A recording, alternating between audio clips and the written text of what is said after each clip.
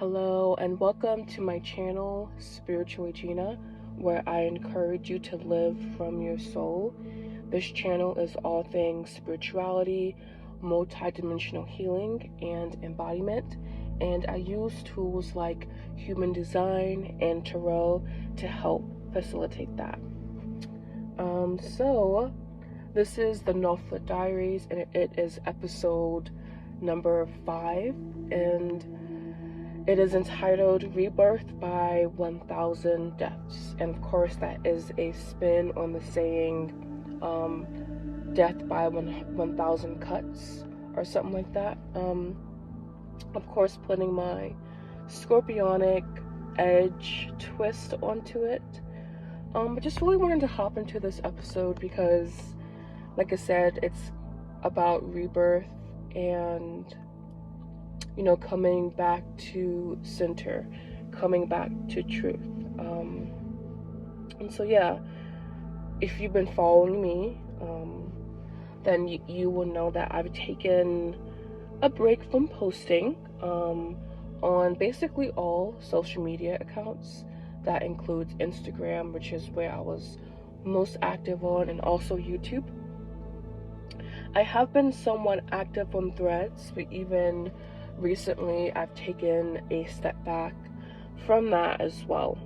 So I've been getting the nudge that basically it's time to come back to my life's mission, and it's time to come back to work and to be very consistent in that work, but also honoring the cocoon and the time I needed in the darkness, in the depths of my existence. So yeah, basically, I just want to explain to you guys what I've been up to, and kind of what you can expect going forward from Spiritual Gina. So I have some water here, and I'm going to take a sip.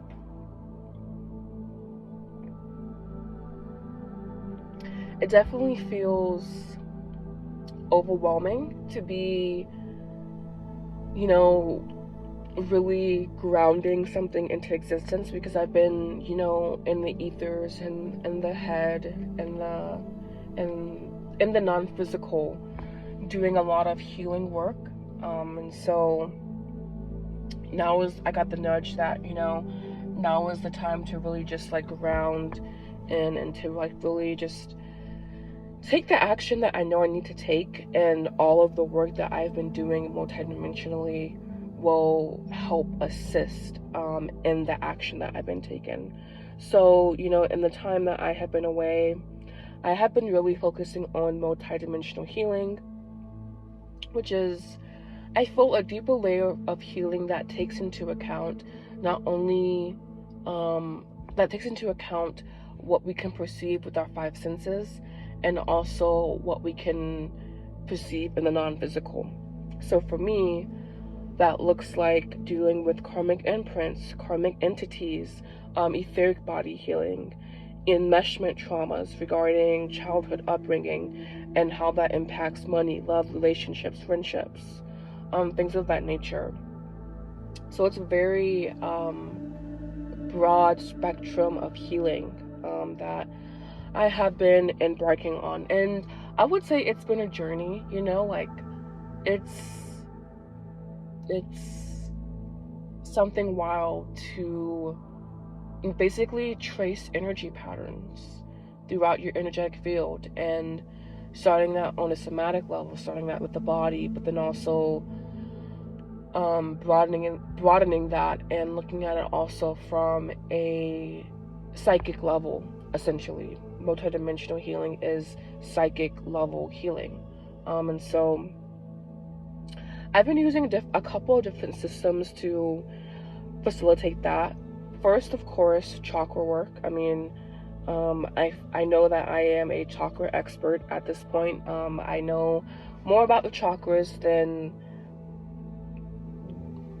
the general spiritual community population, and so I've been using that sacred knowledge to continue to help facilitate a deeper level of healing, and tying that into somatic healing and just combining more physical 3D interpretations of the human body, of the somatic body, with my knowledge of chakra work. So that's been the funnest, and that comes just so naturally to me. Like, it's not something that I really have to try to do, and so I've been really enjoying healing from that level.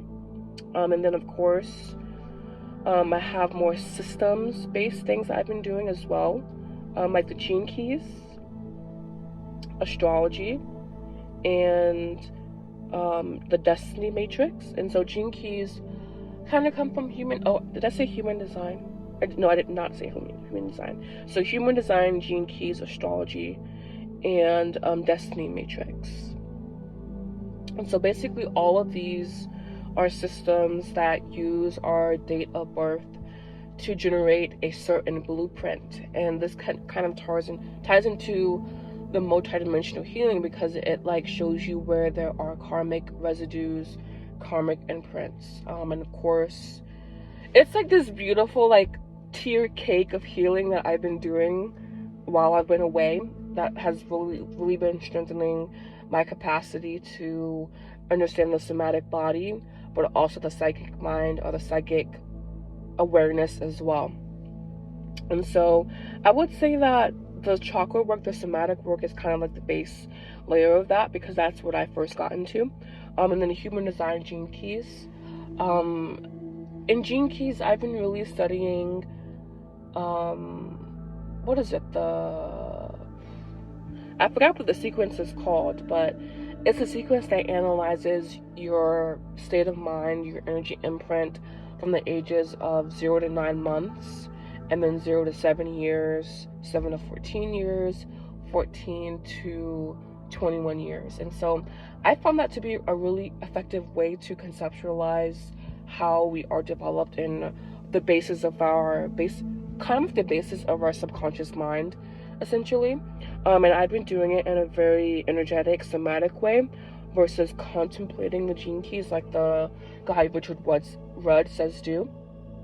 And on Threads, I ran into someone that said that she was kind of making it more into a feminine, energetic journey versus the more masculine approach that I believe that Richard Rudd takes. And through studying the gene keys and again those like subconscious layering, foundational layerings, 0 to 9 months, 0 to 7 years, etc., it really forms a very specific picture in the mind of the subconscious mind, and it really bridges the gap and allows the conscious mind to traverse the unconscious and the subconscious in a very pragmatic and systematic way, while also facilitating somatic understanding. I know that's a lot I just threw at you guys, but it's been so helpful, the gene keys, and just really like going at it from an energetic, somatic standpoint versus the more contemplative.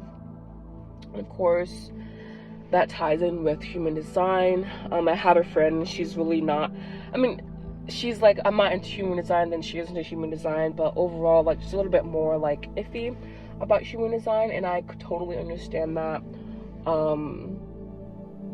For me, I've been really honing in on my somatic sacral response. I am a sacral generator, 7 out of 9 centers undefined open, and so just really been honing in on the tropical system. I know people talk about the other system of human design. I'm not sure what it's called, but I feel that we have to master one and then we can move on. And I have not mastered the tropical system, so that's where I'm at. And then of course we have astrology. I fucking love astrology. Astrology is so esoteric. It's so it really bridges a connection with the divine, okay? And so I've been mainly learning, so it's more cognitive astrology it can be at times versus like energetic. But I also have been like remembering, and like it ties into the gene keys because you can see the journey of the gene keys implanted into the astrology system. So I've been loving astrology lately. A lot to learn, a lot to understand. It's very like it's much more like in your head and like psychological almost. But I feel the gene keys in human design makes it more like somatic. And so I've been really enjoying it. I know there's a lot of things that, people say about astrology and how it's a matrix and how like it's a system of thinking that can constrict consciousness. But when you view astrology from a multidimensional perspective, you will also factor in your soul's imprinted experiences that include your ancestral lineage, and then also your soul trajectory. And so it's multidimensional, baby. It always is. And last but not least, destiny matrix. This one is, I'm not quite sure what the system is. I mean, I've just been more matching, focusing on pattern recognition. I can't really even tell you like the history of the destiny matrix system. I just know that I've been enjoying it, and I need to stay off of TikTok, guys, but TikTok has a lot of information about that as well. And so all of that, a lot I threw at you guys there, but all of that has helped me basically ground more in my somatic body. And so I've been able to train my psychic gifts better. I've been able to heal the somatic body, begin that long, arduous process, and that deepens the connection I have with my psychic gifts. And I have also been, again, life doesn't stop, right? But I've also been using all of that to contend with life's trials in a more easeful, blissful way. And I think I'm outside right now, and I'm thinking I'm seeing the star Venus. Venus is always the first and brightest star, and so I love that she's here with us. But it may not be that one, but we're gonna say it is. We're gonna say it is. But yeah, so all of that has helped me also correct foundational deficiencies. God, setting out on a path of being a healer is like the biggest mind fuck at times. Excuse my French, but like it can be really like you're in the non-physical so much, and like so much of being a healer and being on this path is healing, and so like that means we have to take a look at our childhood. That means we are like doing the grunt work essentially, and that can be really uncomfortable, and it can be really confrontational. And when you are leading yourself, because I've been doing this all by myself, with the help of certain people that I'm not going to mention. I need to study their work more in order to feel more comfortable like recommending them, but it's just this beautiful dance with the non-physical. And like this is why I think they're like, okay, now it's time for you to be more in the 3D reality. Even though I've been like acing the 3D reality, I just need to be a little bit more like action oriented, and like they say, it's in the masculine energy. I don't need any more masculine energy. I don't know about you, but I know that, a part of my healing journey is embracing more of the feminine essence. That doesn't mean she's not grounded, that doesn't mean she's not taking action. But yeah, that's like a whole tangent almost, but not really. It's just so much has been happening, and there's been just, again, 1,000 deaths in the last 3 months or so that has led to this beautiful rebirth. And now it's like, okay, like I died. Now it's time to be reborn, and that means taking action, and just being very like being more goal oriented and doing the goals. And so yeah, and so that's kind of where I've been. It's been really just, it's been the most insightful, gray, vibrant, beautiful past few months. I mean, I stopped posting really around August, so it's September, October, November, December. That's around 4 months, and for me, that's not really something I've ever done in my business. And so I'm just like, oh wow, you took 4 months off. Wow, that's a long time, you know?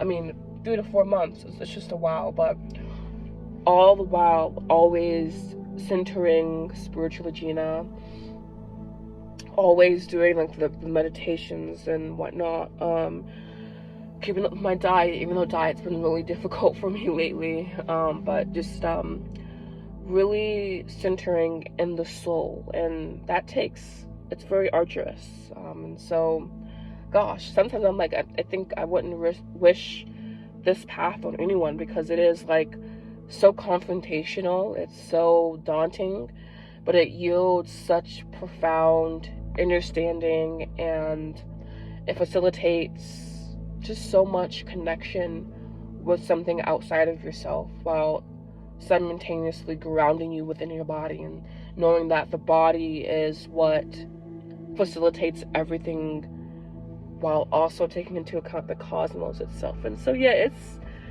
are you guys still here is what I'm saying. Like, it's just been a very beautiful but trying but beautiful last few months. And so yeah, that's where I've been, that's what I'm doing, and kind of like, what can you expect from spiritual Gina? Well, I still have the Comsic Human. I have a new, and that's just a basic psychic training program that's 6 weeks long, and then I also have From Gaia's Womb, which is an unmothering program, and I will be dropping, I recorded something a couple months, like 4 months ago, regarding my mothering journey and unmothering journey, and so I'm gonna go ahead and post that as well. So I have the Comsic Human psychic training program, From Gaia's Womb, an unmothering program, and I also have, and that's also 6 weeks, by the way, From Gaia's Womb, and then I also have a 6-month one-to-one healership program that is definitely my top tier program, and it's for people that want to do intuitive training, personal artistry training, and psychic development. So it's definitely more involved, and I wasn't actually going to talk about Light of the Phoenix Soul, so I want to be sure to separate that, because it's definitely not the same as From Gaia's Womb or the Comsic Human. So yeah. Guys, I'm done now. Oh my gosh, that was like really long, but it's got kind of like synthesizing 3-4 months into one video, essentially. But yeah, and so I am wanting to like have something special for you guys, to almost like a welcome back gift, but for you guys. I'm not sure what that is yet. I was sitting down to do a subliminal for you guys, and it just wasn't flowing, and I'm like, why is it not flowing? And so it's not the subliminal, apparently, and so I just have to figure out exactly what I want to do to as a welcome back gift for you. So I'll see what it is. I'm not sure yet. But yeah, so that has been Rebirth by 1000 Deaths. This has been the Notebook Diaries, episode 5. I am so happy to be back, and you can expect more Instagram content. I like Threads. I kind of want to keep my distance from Threads, but I will also be posting on there. I would say more YouTube content, but it's going to be a little bit more sporadic.